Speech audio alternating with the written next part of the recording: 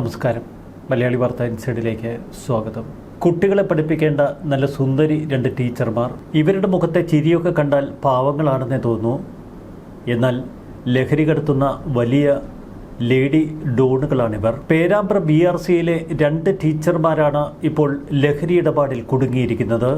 ലഹരി മാഫിയയുടെ സാമ്പത്തിക ഇടപാടുകൾ ഈ ടീച്ചർമാരാണ് നടത്തുന്നത്. പഠിപ്പിക്കുന്ന സ്കൂളുകളിലൊക്കെ കുട്ടികളെ വശീകരിച്ച് ലഹരിക്കടിമയാക്കിയിട്ടുണ്ടോ ഇവർ എന്നതിനെക്കുറിച്ചും ഇപ്പോൾ പോലീസ് പരിശോധിക്കുന്നു. കോഴിക്കോട് വടകര കേന്ദ്രീകരിച്ച് നടക്കുന്ന വലിയ ലഹരിക്കണ്ണികളെ പിടികൂടുന്നതിനിടയിലാണ് രണ്ട് അധ്യാപികമാർ കുടുങ്ങിയത്. ലഹരിക്കടത്തിൽ സാമ്പത്തിക ഇടപാടുകളിലാണ് അധ്യാപികമാർ പ്രധാന കണ്ണികളായി പ്രവർത്തിക്കുന്നത്. വടകര പോലീസും ഡാൻസ് ഓഫ് സിറ്റി സ്ക്വാഡും സംയുക്തമായി നടത്തുന്ന ഓപ്പറേഷൻ തൂഫാൻ അന്വേഷണത്തിന്റെ ഭാഗമായി വലിയൊരു സംഘം ഇപ്പോൾ കുടുങ്ങി. പേരാമ്പ്ര BRCയിലെ അധ്യാപികയും കൂരാച്ചുണ്ട് ചെറുകാട് സ്വദേശിനിയുമായ കാവ്യ എന്ന അധ്യാപികയാണ് ഇപ്പോൾ പിടിയിലായിരിക്കുന്നത്. നേരത്തെ മറ്റൊരു അധ്യാപിക പിടിയിലകപ്പെട്ടിരുന്നു. വിദ്യാർത്ഥികൾക്ക് മാതൃകയാകേണ്ട അധ്യാപകർ തന്നെ മയക്കുമരുന്ന് ഇടപാടുകൾക്ക് നേതൃത്വം നൽകുന്നു. അത്തരമൊരു നാട്ടിലാണ് നമ്മൾ ജീവിക്കുന്നത് എന്ന യാഥാർത്ഥ്യം തിരിച്ചറിയേണ്ടതുണ്ട്. അധ്യാപകർ തന്നെ ലഹരി മാഫിയയുടെ കണ്ണികളാകുന്നത് വലിയ ആശങ്കയാണ് സൃഷ്ടിക്കുന്നത്. പേരാമ്പ്ര BRCയിലെ സ്പെഷ്യലിസ്റ്റ് അധ്യാപികയും മുൻ കായിക താരവുമായ മരുതോങ്കര സ്വദേശിനി KC കീർത്തനയെ നേരത്തെ പോലീസ് അറസ്റ്റ് ചെയ്തിരുന്നു. അതിൻ്റെ തുടർച്ചയായാണ് ഇപ്പോൾ കാവ്യയെ അറസ്റ്റ് ചെയ്യുന്നത്. നിലവിൽ ബാലുശ്ശേരിയിലാണ് കാവ്യ ഇപ്പോൾ താമസിക്കുന്നത്. 29കാരിയാണ്. ഇക്കഴിഞ്ഞ ജൂലൈ 11 കീർത്തനയെ നേരത്തെ പോലീസ് അറസ്റ്റ് ചെയ്തത്. ലഹരി സംഘങ്ങൾക്കിടയിൽ ലേഡി ഡോൺ എന്നാണ് കീർത്തന അറിയപ്പെട്ടിരുന്നത്. കായിക സ്കൂബ അധ്യാപിക എന്ന നിലയിൽ ജില്ലയിലെ നിരവധി സ്കൂളുകളിൽ അവർ ജോലി ചെയ്തിട്ടുണ്ട്. വിദ്യാർത്ഥികളെയോ ചെറുപ്പക്കാരെയോ ഇവർ ലഹരി വലയിലാക്കാൻ ശ്രമിച്ചിട്ടുണ്ടോ എന്നതിലാണ് ഇനി പ്രത്യേക അന്വേഷണം നടക്കേണ്ടത്. വടകര ആവിക്കൽ ബീച്ച് സ്വദേശിയായ നൗഫാൻ എന്ന യുവാവിനെ 2 ഗ്രാം MDMAയുമായി വടകര പോലീസ് അറസ്റ്റ് ചെയ്യുന്നു. ഇതായിരുന്നു സംഭവങ്ങളുടെ തുടക്കം. ഇതോടെ വലിയ ലഹരി ശൃംഖലയുടെ ചുരുൾ നിവർന്നു. നൗഫാനെ കസ്റ്റഡിയിലെടുത്ത് നടത്തിയ ചോദ്യം ചെയ്യലിൽ ലഹരിമരുന്ന് വാങ്ങാനായി പണം അയച്ചത് കീർത്തന എന്ന യുവതിയുടെ ബാങ്ക് അക്കൗണ്ടിലാണ് എന്ന് അയാൾ പറയുന്നു. തുടർന്ന് കീർത്തനയുടെ ബാങ്ക് അക്കൗണ്ടുകൾ പരിശോധിച്ച പോലീസ് ഞെട്ടി. 2000 രൂപ വീതം ഏതു നിമിഷവും കീർത്തനയുടെ അക്കൗണ്ടിലേക്ക് വന്നു വീഴുന്നു ലക്ഷങ്ങൾ. നിരവധി ആളുകൾ ലഹരി വാങ്ങാനായി ഇത്തരത്തിൽ പണം കീർത്തനയ്ക്ക് കൈമാറിയതായി പോലീസ് കണ്ടെത്തി. ഈ അക്കൗണ്ട് കേന്ദ്രീകരിച്ച വിപുലമായ പരിശോധനയിൽ മറ്റൊരു ഞെട്ടിക്കുന്ന വിവരവും പോലീസിന് ലഭിച്ചു.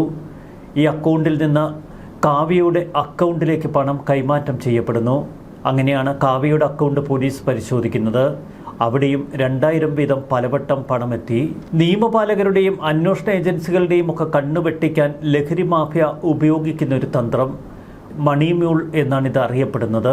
ലഹരി മരുന്ന് വിൽപ്പനക്കാരുടെയും വാങ്ങുന്നവരുടെയും ഇടയിലുള്ള കണ്ണികളായി ഇവർ പ്രവർത്തിക്കുന്നു.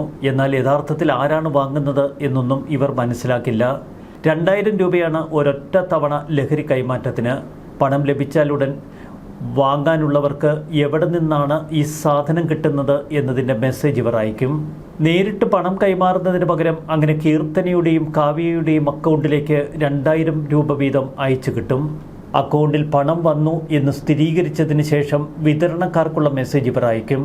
വാങ്ങുന്നവർക്ക് ലൊക്കേഷൻ ഇവർ ഫോണിലൂടെ അയച്ചു കൊടുക്കും. അതിനുശേഷമാണ് വിതരണക്കാർക്കുള്ള മെസ്സേജ്. വിതരണക്കാർ ലഹരി മരുന്ന് എത്തിച്ചു കൊടുക്കുന്ന ആൾക്ക് സന്ദേശം കൈമാറും.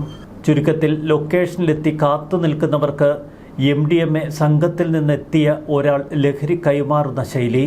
കീർത്തനയുടെയും കാവ്യയുടെയും അക്കൗണ്ടിലേക്ക് വരുന്ന 2000 ഒടുവിൽ വലിയ തുകയായി മാറുമ്പോൾ അത് യഥാർത്ഥ ലഹരി മാഫിയ സംഘത്തിന് അവർ അയച്ചു കൊടുക്കും. ലഹരി വാങ്ങിയവരുമായി നേരിട്ട് ബന്ധമില്ല കാവ്യയ്ക്ക്. ലഹരിക്കടത്തിൽ ഏർപ്പെട്ടിരിക്കുന്ന വൻ മാഫിയ സംഘങ്ങളുമായി അവർക്ക് ബന്ധമുണ്ട്. ഈ സാമ്പത്തിക ഇടപാടുകളും തെളിവുകളും മുൻനിർത്തി പോലീസ് അവരെ വിളിപ്പിച്ചു വരുത്തി. അതിനു മുൻപ് കാവ്യയുടെയും കീർത്തനയുടെയും അക്കൗണ്ടിലേക്ക് പണം അയച്ചവരെ പോലീസ് കണ്ടുപിടിച്ച് അവരെ ചോദ്യം ചെയ്തു. തങ്ങൾ വ്യക്തിഗത ആവശ്യങ്ങൾക്ക് ലഹരി ഉപയോഗിച്ചിട്ടുണ്ടെന്നും വാങ്ങിയിട്ടുണ്ടെന്നും ഇവർ പോലീസിനോട് സമ്മതിച്ചു. വിശദാംശങ്ങൾ അവർ വെളിപ്പെടുത്തി. കോഴിക്കോട് റൂറൽ SP മെറിൻ ജോസഫിന്റെ മേൽനോട്ടത്തിലാണ് യുവതികളെ ചോദ്യം ചെയ്തത്. നല്ല ശമ്പളമൊക്കെ വാങ്ങുന്ന അധ്യാപികമാർക്ക് ഇതെന്തിന്റെ കേടായിരുന്നുവെന്നാണ് സ്കൂളിലെ മറ്റധ്യാപകർ ചോദിക്കുന്നത്. ഇത്തരം ലഹരി സംഘങ്ങളുമായി ഇടപെടുന്ന വലിയ പ്രൊഫഷണലുകൾ കേരളത്തിൽ വലവിരിച്ചിരിക്കുന്നു. സമാനമായ രീതിയിൽ കൂടുതൽ സ്ത്രീകൾ ലഹരി വിൽപ്പന ശൃംഖലയുടെ ഭാഗമായി പ്രവർത്തിക്കുന്നുവെന്നാണ് പോലീസിന്റെ കണക്കുകൂട്ടൽ. വരും ദിവസങ്ങളിൽ ഈ കേസിൽ കൂടുതൽ അറസ്റ്റുകൾ ഉണ്ടാകുമെന്ന് പോലീസ് പറയുന്നു. ലഹരി ഇടപാടിൽ അറസ്റ്റിലായതിനെ തുടർന്ന് കരാറടിസ്ഥാനത്തിൽ ജോലി ചെയ്തിരുന്ന കീർത്തനിയെ സർവശിക്ഷ കേരളം സംസ്ഥാന പ്രോജക്ട് ഡയറക്ടറുടെ നിർദ്ദേശപ്രകാരം BRC അധികൃതർ ജോലിയിൽ നിന്ന് പിരിച്ചുവിട്ടു. ഭിന്നശേഷി കുട്ടികളുടെ പരിശീലകയായി കരാറടിസ്ഥാനത്തിൽ ജോലി ചെയ്യുന്ന കാവ്യക്കെതിരെയും പോലീസിന്റെ ഔദ്യോഗിക റിപ്പോർട്ട് ലഭിക്കുന്ന മുറയ്ക്ക് പിരിച്ചുവിടൽ നടപടികൾ സ്വീകരിക്കുമെന്ന് BRC അധികൃതർ പറയുന്നു. നാടിന്റെ ഭാവി തലമുറയെ വാർത്തെടുക്കേണ്ട അധ്യാപകർ അവർ തന്നെ ഇത്തരം കെണികളിൽ വിദ്യാർത്ഥികളെ പെടുത്തിയാലോ? ഇത്തരം രാജ്യവിരുദ്ധ പ്രവർത്തനങ്ങളുടെ ഭാഗമാകുന്നത് സമൂഹം ഭയക്കേണ്ടതുണ്ട്. ഓപ്പറേഷൻ തൂഫാൻ ഓരോ ദിവസവും വലിയ വിജയമായി മാറുന്നത് കാണുമ്പോൾ ആശ്വാസമാണ് മാതാപിതാക്കൾക്കും മറ്റുള്ളവർക്കുമൊക്കെ. കേരളം എന്നെ തകർന്ന് തരിപ്പണമായത് ലഹരി മാഫിയകളുടെ വലയിലാണ്. MDMA വിതരണക്കാരുമായി കാവ്യയ്ക്ക് ബന്ധമുണ്ട് എന്ന് പോലീസ് സ്ഥിരീകരിച്ചു. അവരിലേക്കാണ് ഇപ്പോൾ അന്വേഷണം വ്യാപിപ്പിച്ചിരിക്കുന്നത്.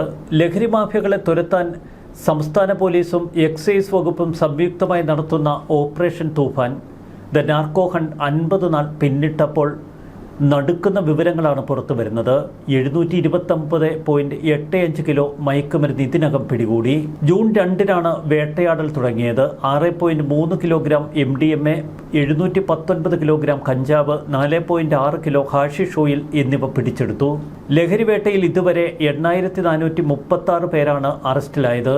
ഓപ്പറേഷൻ തൂഫാന് പിന്തുണയുമായി സ്കൂൾ, കോളേജ് എന്നിവിടങ്ങളിൽ സാമൂഹ്യ സംഘടനകളുടെ നേതൃത്വത്തിൽ നിരവധി ബോധവൽക്കരണ പരിപാടികൾ നടക്കുന്നു. ആഭ്യന്തരമന്ത്രി രമേശ് ചെന്നിത്തല പല സ്ഥലങ്ങളിലും നേരിട്ടെത്തി പ്രോഗ്രാമുകൾക്ക് നേതൃത്വം കൊടുക്കുന്നു.